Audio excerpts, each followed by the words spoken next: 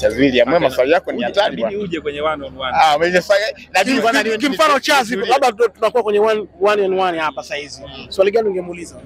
Kianza swali la kwanza, ningemuuliza yeye ni kada wa Chama cha Mapinduzi au ni shabiki na mkereketwa?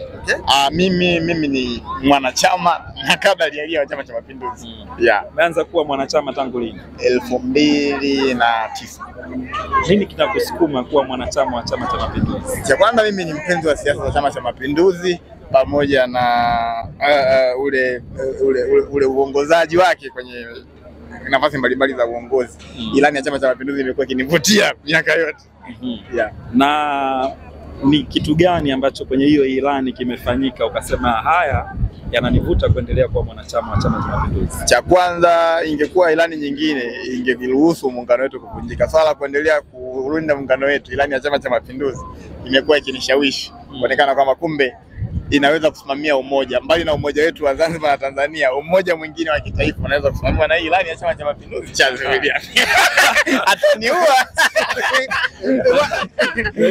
Chazi, wakati siku ile alipoperform Bwana Said kwenye zile tuzo ambapo rais alikuwepo na ikaleta taharuki kwenye mitandao ya kijamii, baadhi ya watu kwenye mitandao ya kijamii wakasema kwamba huenda Said ataonekana tena katika maeneo ambapo rais atakuwepo. Lakini leo cha ajabu tumemuona hapa. Cha msingi nyinyi nipigeni picha, postini watesi wanione. Waliokuwa wanasema anaweza asialikwe tena kwenye shughuli ya rais ni watu ambao hicho kiwango unajua hicho ni kiwango cha juu cha adhabu cha mtu kupewa kwamba asionekane tena. Sasa amefanya jambo gani kubwa kijana wa Kitanzania, awe amefanya makosa au ameteleza popote kiasi kwamba adhabu yake iwe ni kutokuonekana hiyo adhabu inatolewa kwa mtu ambaye ameshindikana, kashaharibu. Ongea hivyo. Wenyewe tuliza ni mashabiki wa Chama cha Mapinduzi, sisi ni wanachama. Sasa kijana wa Kitanzania ambaye anapambana kupitia sanaa na amekuwa akionyesha uwezo wake, na kuna nyakati ambazo amefanya vizuri kabisa na watu wakakubali kwamba hii ndio performance bora kabisa.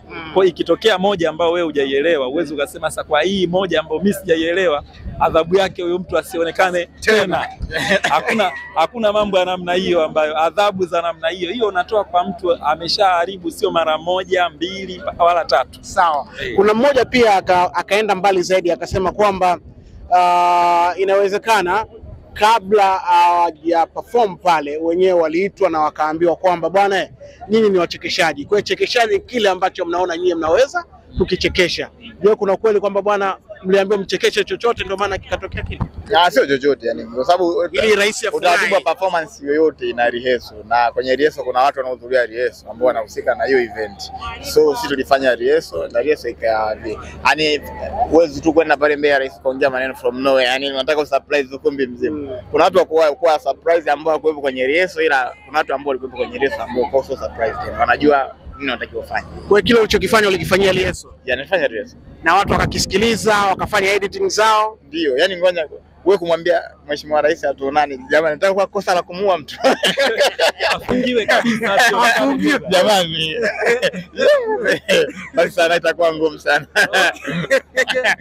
Mshukuru sana. Asante sana.